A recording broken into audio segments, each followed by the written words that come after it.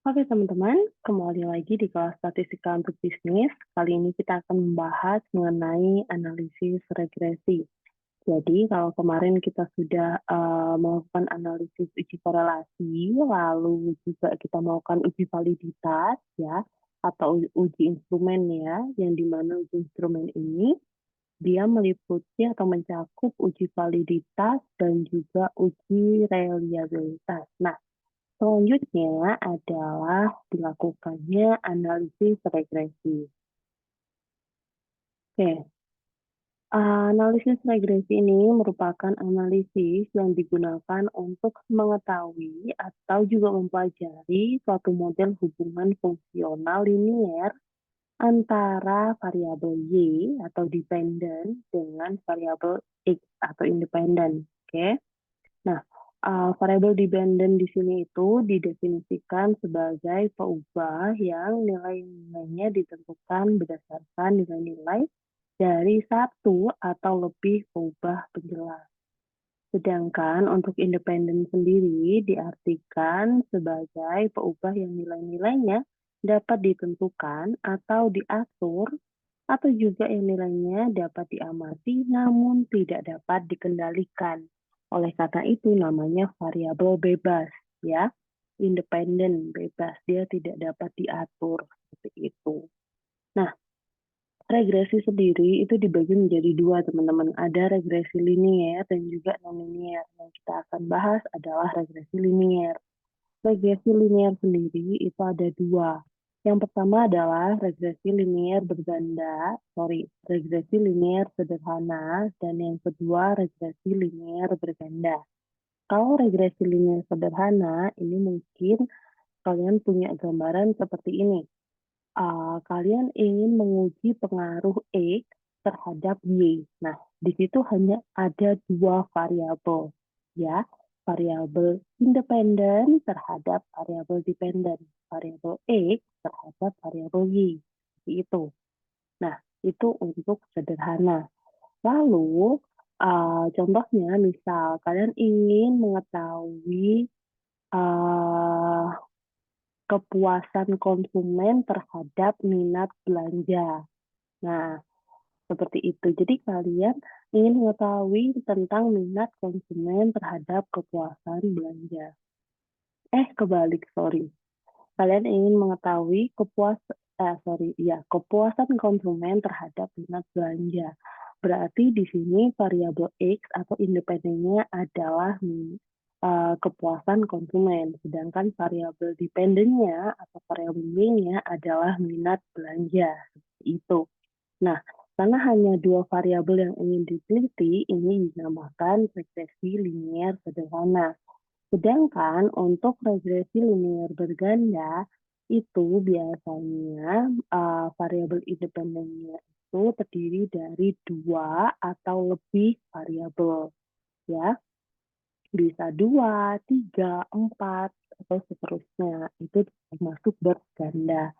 Misal, kalian ingin mengetahui pengaruh dari brand ini, lalu juga brand awareness terhadap keputusan pembelian. Nah, itu kan kalian berarti variabel X-nya atau independennya itu ada variabel brand image dan juga brand awareness. Sedangkan variabel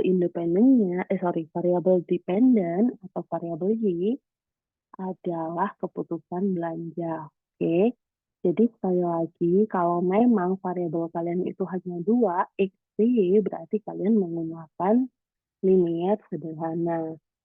Sedangkan apabila variabel kalian itu lebih dari dua variabel, yaitu X1PY, X2PY, atau X3PY, dan selanjutnya, itu berarti kalian menggunakan regresi linier berganda. Bisa dipahami ya?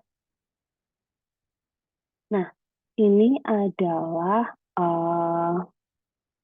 model regresi linier. Jadi secara umum itu gambaran modelnya itu seperti ini, di mana Y sama dengan B0 plus beta 1X, X1, dan plus E di sini adalah error atau residu, seperti itu. Oke.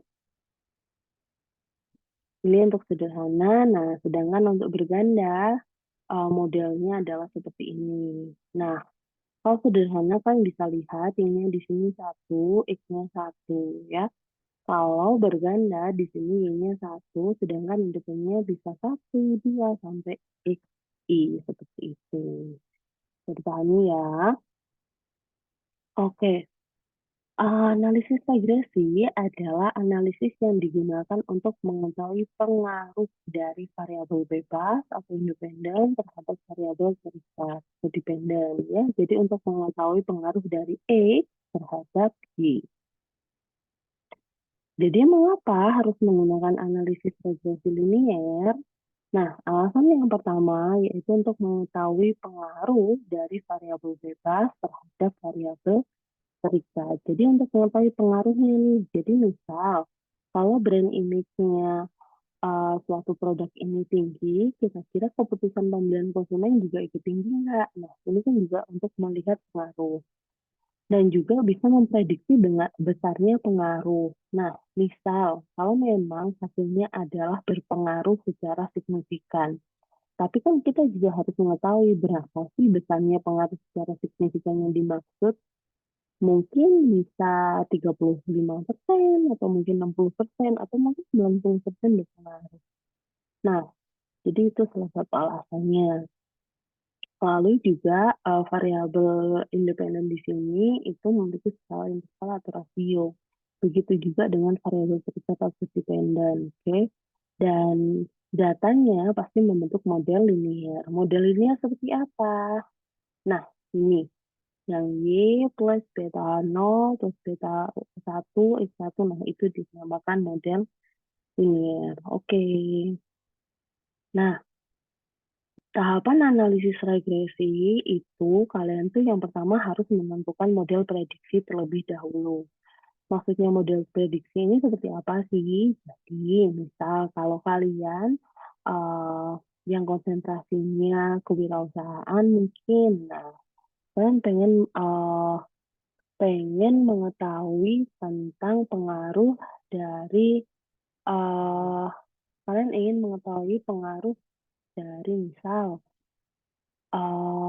pendidikan kewirausahaan terhadap minat berwirausaha. Contoh ya. Nah, jadi kan yang variabel-variabel tersebut, variabel pendidikan wirausaha dan juga uh, minat berwirausaha itu juga bisa disebut dengan model prediksi.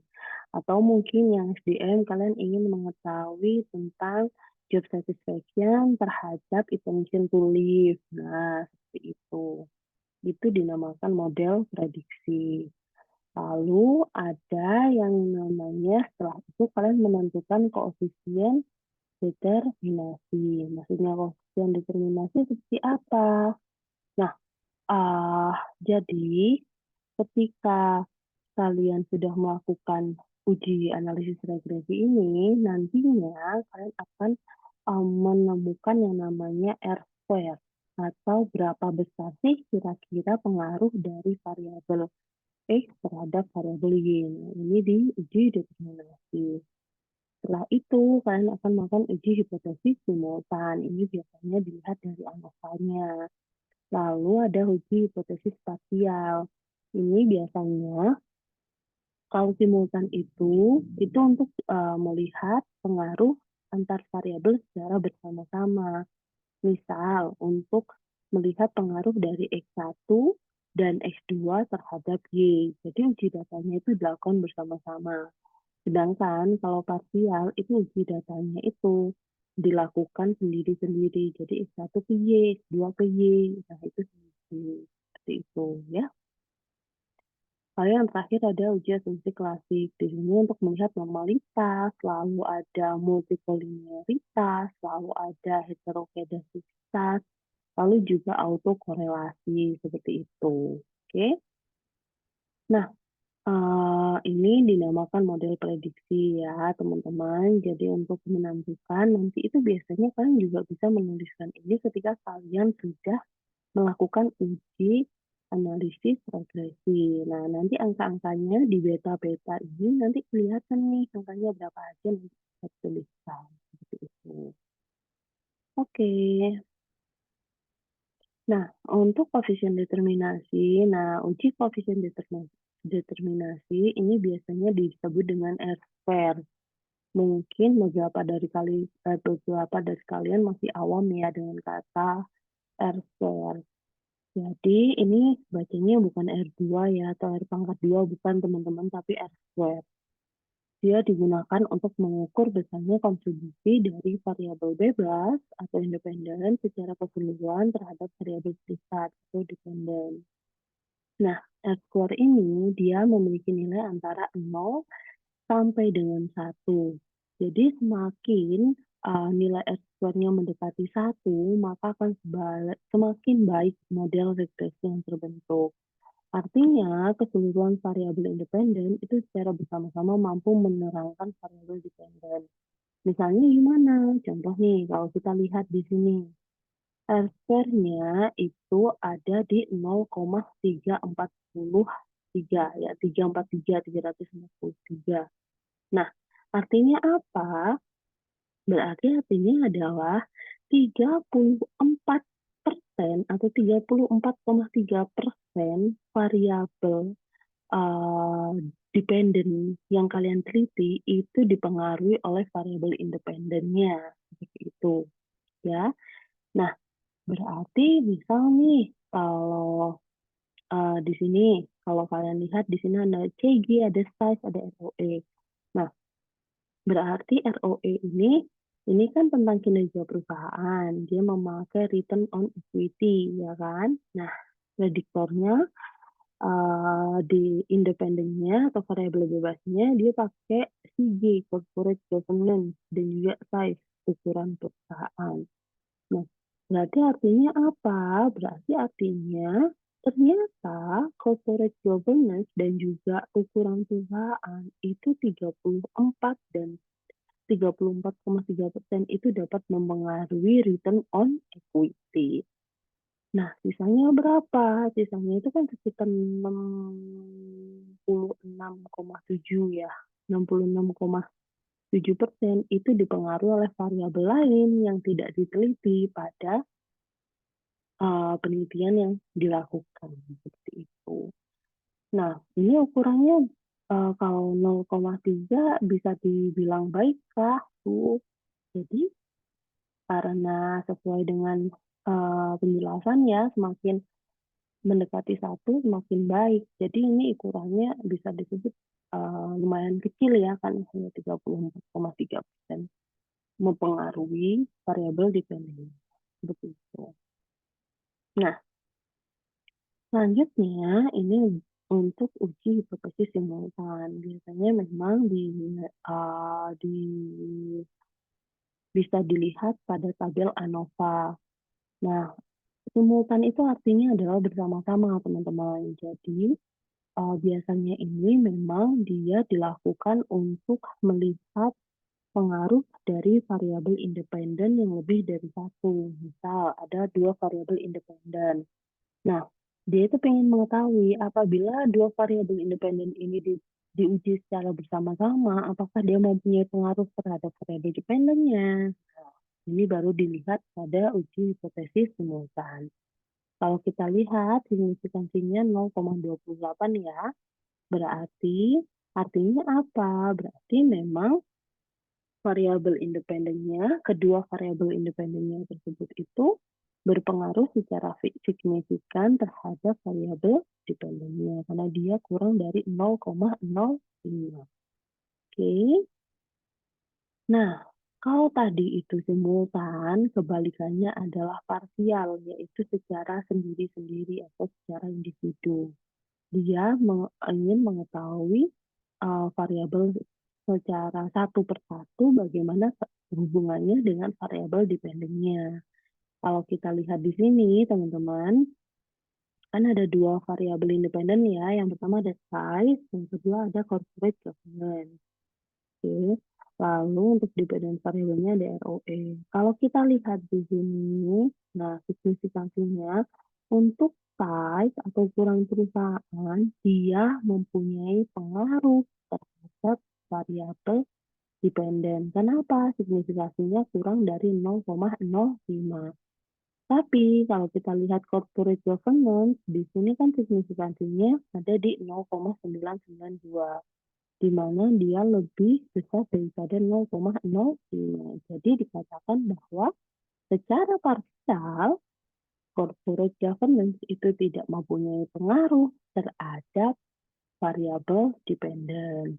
Tapi ada tapinya, ternyata ketika diuji yang ini, yang simultan ini, nah kalau dibarengin dengan size tadi, ternyata corporate governance itu secara simultan dengan, harus ada dengannya, dengan ukuran perusahaan dapat berpengaruh terhadap variabel dependentnya. Jadi bisa dipahami ya, maksudnya seperti apa. Nah, selanjutnya ada uji asumsi klasik. Oke, yang pertama ada uji normalitas, nanti akan jelaskan langsung saja di contoh ya.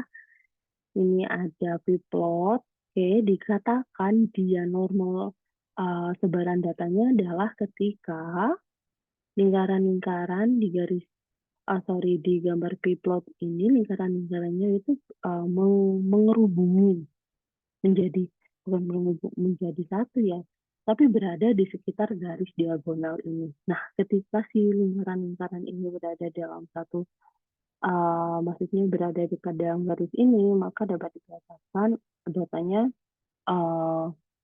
berdistribusi normal. Begitu juga kalau kita melihat histogram, ketika dia berbentuk lonceng sempurna seperti ini, berarti juga dapat dikatakan bahwa datanya berdistribusi normal seperti itu. Nah, untuk multi-call sendiri itu dilihat dari nilai ini teman-teman VIF. Dikatakan, jadi uji multi-call ini dia hanya dilakukan untuk uji regresi linier berganda. Kalau linier sederhana itu tidak pakai multi-call ya. Jadi yang pakai multi-call itu berganda. Fungsinya apa sih multi-call ini? Jadi uji multi-call ini fungsinya adalah untuk mengetahui bahwa antara variabel independen satu dengan yang lainnya itu tidak ada hubungannya, ya, atau tidak berpengaruh. Karena kalau sangat berpengaruh atau sangat berhubungan, otomatis itu akan menjadi uh, tidak dapat diteliti seperti itu. Jadi antara variabel independen satu dan yang dua itu tidak boleh punya hubungan. Nah, itu bisa dilihat di nilai PIF-nya. Kalau kita lihat di sini PIF-nya itu 1,2 sekian. Nah, PIF yang baik itu harus berada di bawah angka 10 untuk dikatakan bahwa memang kedua variabel tersebut itu tidak punya hubungan seperti itu. Nah, selanjutnya yaitu uji heterokedastisitas. Nah, ini untuk melihat bahwa model regresi yang ada itu dia tidak mempunyai varians yang sama dengan errornya atau residualnya seperti itu. Yang bagus yang gimana ya? Yang tidak terdapat heterokedastisitas. Bisa dilihat dari apa? Yang pertama bisa dilihat pakai scatter plot. Yang kedua bisa pakai uji Cluster. Scatter plot itu yang ini. Nah, kita lihat di sini dikatakan dia itu bagus datanya apabila dia itu lingkarannya ada yang di atas angka 0 dan ada yang di bawah angka 0. Selain itu, lingkaran-lingkarannya itu menyebar atau tidak membuat pola tertentu. Maksudnya pola tertentu gimana? Misal, ngumpul jadi satu di sini, atau ngumpul jadi satu di sini, atau ngumpul di tengah, itu nggak boleh ya. Atau mungkin dua lingkaran ini berdempetan sampai kelihatan saling menumpuk, itu jelas salah. Nggak boleh kayak gitu. Jadi jangan sampai datanya seperti itu, karena tidak akan memenuhi uji kedasitas seperti itu. Lalu selanjutnya ada autokorelasi. Nah, ini biasanya dilihat dari nilai Durbin-Watsonnya, nilai Dimitasnya. Nanti akan kita jelaskan secara lebih lanjut. Oke, nah langsung saja kita masuk ke contoh soal. Oke, Nah, jadi ada contoh soal tuh seperti ini, teman-teman. Oke, di sini itu ada contoh kasus dari kita lihat di sini variabelnya ada dua ya, ada ROE atau return on equity atau kinerja perusahaan dan juga ukuran perusahaan. Jadi, penelitian ini itu ingin mengetahui apakah ukuran perusahaan itu berpengaruh terhadap kinerja keuangan, ya. Dia dilihatnya dari ROE perusahaan. Jadi, dimasukkan terlebih dahulu, di sini dimasukkan nomor perusahaan, tapi ini tidak masuk variabel ya, cuma sebagai angka saja, sebagai penanda saja. Lalu ada ROE di sini dan ada size di sini. Sama ya, kemarin caranya kita lihat di variable view seperti ini. Angka desimalnya jangan lupa karena memang dia dua angka di belakang koma. Lalu untuk ukurannya, measure-nya jangan lupa dipilih yang scale. Oke, teman-teman.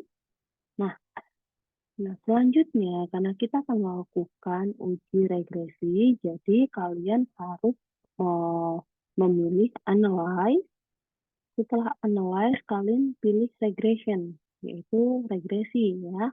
Lalu kalian pilih linear. Oke. Nah, seperti ini. Kita ulang dulu deh, biar gak bingung. Oke. Kalau kalian lihat, nanti yang akan muncul itu seperti ini, teman-teman. Oke, kita tentukan. Yang menjadi dependent variable tadi itu apa? Yaitu kinerja keuangan atau ROE. Selanjutnya, independent variabelnya adalah size atau ukuran perusahaan. Nah, setelah dimasukkan seperti ini, selanjutnya adalah kalian harus memilih yang statistik.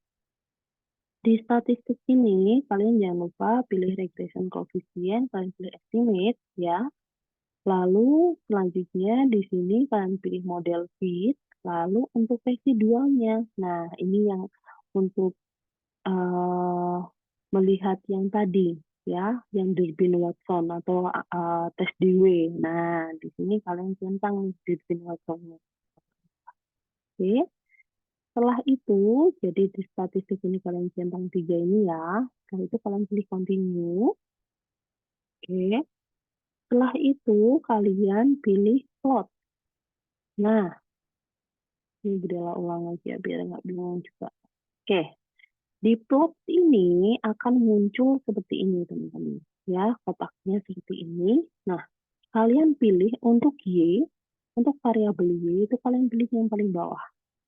SDRE SID. Ini. Nah, untuk yang X, kalian pilih yang paling atas. Nah, seperti itu. Oke. Terus jangan lupa histogramnya dicentang. Untuk melihat apa? Untuk melihat normalitas dari data tersebut. Oke. Selanjutnya kalian pilih continue. Oke. Nah, selanjutnya tadi statistik sudah, plot sudah. Sekarang kalian pilih save. Nah, di save ini nanti akan keluar seperti ini ya. Nah, kalian pilih yang residual, lalu pilih yang unstandardized. Seperti ini. Oke, residual unstandardized. Setelah itu kalian pilih continue. Lalu pilih OK. Nah, ini datanya. Oke, teman-teman. Sekarang kita menjelaskan arti dari output ini. Ya, oke.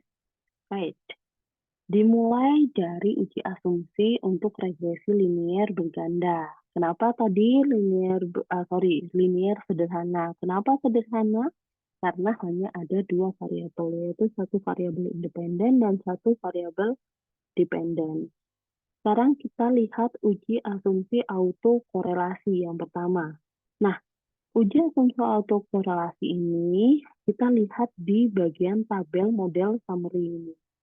Kita lihat di bagian Durbin-Watson ya.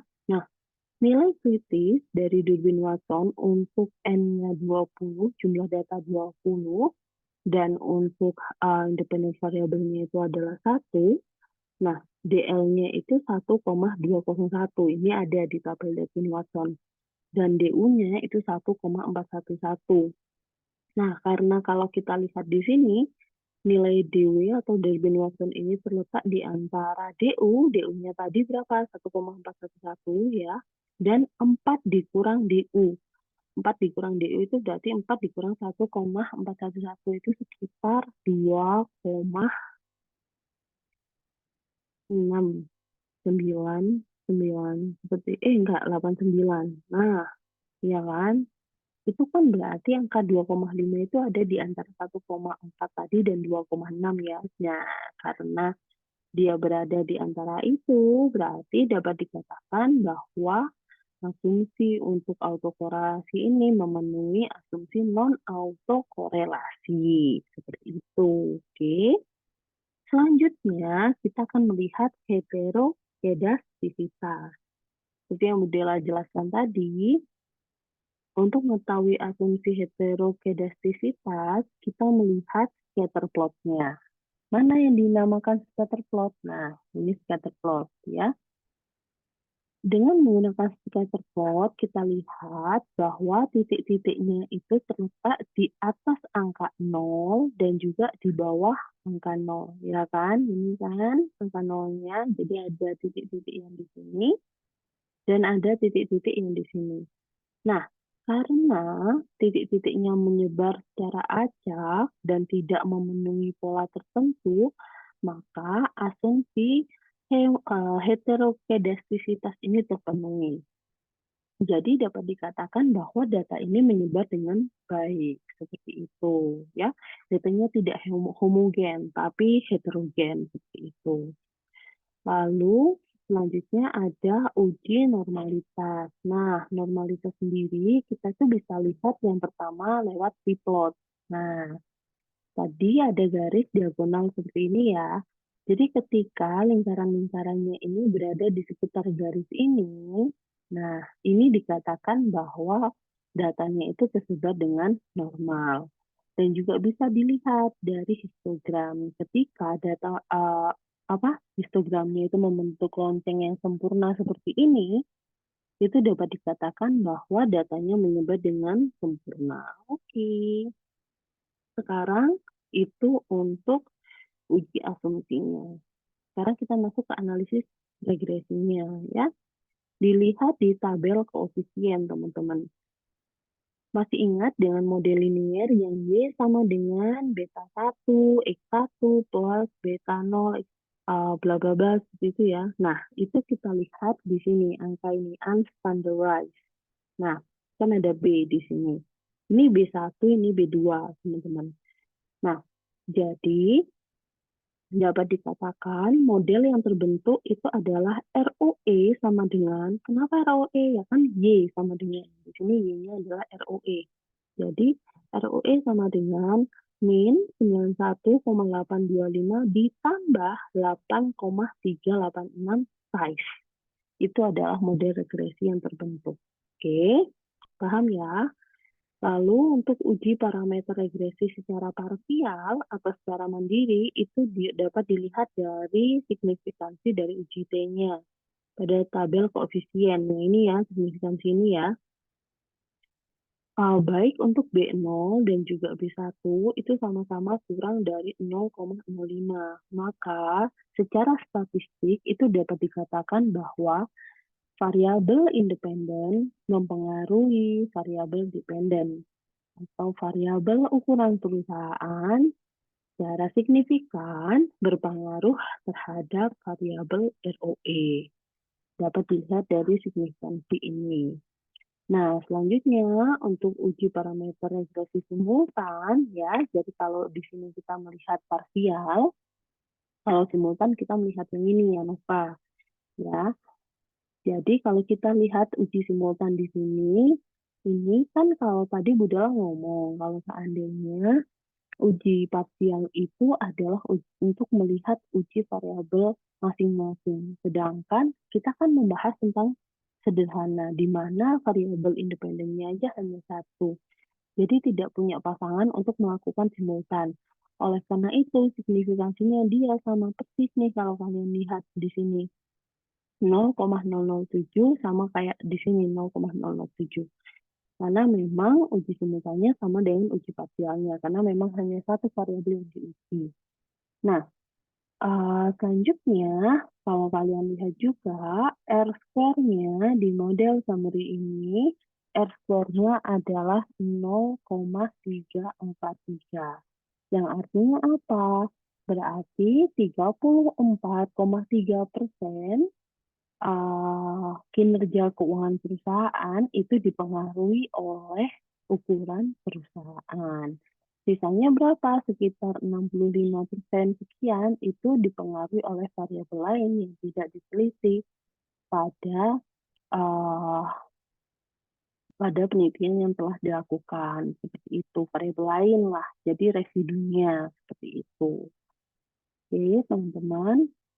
Nah, itu untuk regresi sederhana. Lalu bagaimana untuk regresi berganda?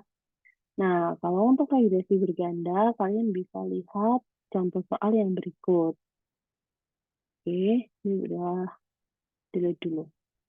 Tadi kalau regresi sederhana, tadi kan yang dibahas hanya variabel ROE dan juga variabel size. Jadi ingin melihat pengaruh dari size terhadap ROE. Sedangkan kalau berganda, Budaya tambahkan lagi satu variabel di sini ada variabel corporate governance. Jadi, kalau kalian lihat di sini untuk mengetahui pengaruh dari variabel size dan variabel corporate governance terhadap variabel ROE. Caranya seperti apa? Hampir sama seperti analisis regresi linear sederhana, namun ditambahkan satu asumsi lagi, yaitu asumsi multikol, ya, atau asumsi multikolinearitas seperti itu, yang memang asumsi ini dilakukan untuk menguji variabel berganda. Oke, diulang ya, jadinya pilih analyze, regression, lalu linear. Nah, tadi kan dependennya ROE. Nah, seperti ini nanti. Terus kan independennya size. Nah, kita tambahkan satu CG di independen. Oke, seperti ini. Lalu kita cek statistiknya. Sudah semua. Nah, oke, karena kita mau melihat multi-call, jadi di statistik jangan lupa collinearity diagnosisnya ini juga dicentang. Awalnya kan gini, dicentang collinearity-nya. Lalu continue, lalu kita pilih plot, kita pastikan sudah benar semua apa belum plotnya. Oke, lalu kita pilih save, benar juga. Oke, continue, lalu kita pilih oke. Nah, kita lihat outputnya. Ini output yang pertama atau yang kedua ini? Kita lihat di sini. Oh, nah, ini yang kedua. Nah, di sini. Nah, kalian lihat kan di sini variabel yang independennya ada dua ya, ada CG dan juga ada size, kalau dependennya ada ROE. Hasilnya seperti ini, lalu kita bahas satu persatu, dimulai dari uji asumsi multikol linearitas. Dilihat dari mana untuk multikol? Kalian lihat di tabel koefisien, kalian lihat nilai VIF-nya. Nilai VIF-nya ada di 1,2, berarti dia kurang dari 10. Maka dapat disimpulkan bahwa tidak terjadi multikolinearitas pada variabel independen. Jadi datanya bagus ya. Lalu kita lihat uji asumsi autokorelasi. Berarti kita lihat the bin waktunya. Nah, di sini ada 2,530. Karena dia terletak di antara 4 min DU dan 4 min DL, maka tidak dapat disimpulkan apakah terjadi autokorelasi atau tidak. Seperti itu. Lalu kita lihat heterokedastisitas. Heterokedastisitas ini kita lihat di scatter plot-nya. Nah, bagus ya datanya, ada yang di atas 0, ada yang di bawah 0. Dan dia menyebar, tidak membentuk pola apapun. Jadi, uji heterokedasitasnya terpenuhi. Lalu untuk normalitas di sini juga dia berkerumun di garis diagonal. Jadi datanya juga berdistribusi normal dan di histogram juga dia membentuk lonceng sempurna ya. Jadi asumsi normalitasnya terpenuhi seperti itu. Nah, sekarang kita lihat analisis regresinya. Dilihat di tabel koefisien ini, teman-teman. Nah, kalau kita lihat, berarti model linearnya terbentuk seperti apa? Nah, model linearnya seperti yang tadi, sederhana, sama ya. Jadi ROE sama dengan min 91,943 ditambah 8,372 size ditambah 0,04 GG seperti itu. Nah, untuk uji parameter regresi secara parsial atau secara sendiri-sendiri ya individu itu dapat dilihat bahwa nilai signifikansinya nah ini nilai signifikansi antara B0 dan B1 ini mempengaruhi model atau mempengaruhi ROE. Jadi dapat diartikan bahwa memang ukuran perusahaan secara parsial dapat mempengaruhi ROE. Tapi kalau kita lihat yang CG, di sini kan nilainya 0,992. Dia lebih dari 0,05. Jadi dapat dikatakan bahwa secara parsial CG tidak mempengaruhi variabel ROE. Seperti itu. Nah, setelah secara parsial, kita lihat secara simultan. Ini untuk ANOVA-nya. Ternyata secara simultan, kita lihat signifikansinya di 0,028, di mana dia di bawah 0,05. Artinya apa? Berarti ternyata teman-teman, meskipun CG secara individu itu tidak mempengaruhi variabel dependen atau ROE, tapi apabila dia digabungkan menjadi satu dengan variabel ukuran perusahaan atau size, si variabel CG ini dapat berpengaruh terhadap variabel ROE. Berarti kata-katanya gimana? Jadi, variabel ukuran perusahaan dan variabel corporate governance secara simultan mempengaruhi variabel ROE. Seperti itu. Oke. Terakhir, kita lihat R-square-nya. Ternyata R-square-nya sama ya, di 0,343. Jadi, uh, baik itu variabel ukuran perusahaan, uh, dan juga variabel apa tadi namanya, corporate governance, ya karena tadi kan secara individu corporate governance itu tidak mempunyai pengaruh terhadap si ROE. Jadi nilai R-square itu tidak akan berpengaruh. Berbeda cerita kalau seandainya tadi variabel corporate governance itu mempunyai pengaruh, jadi otomatis R-square-nya itu akan bertambah. Karena tadi tidak mempunyai pengaruh, jadi R-square-nya tetap.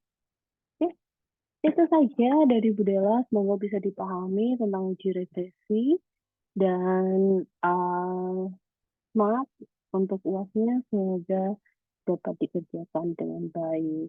Bu Dela akhiri, terima kasih teman-teman. Sampai jumpa di kelas selanjutnya.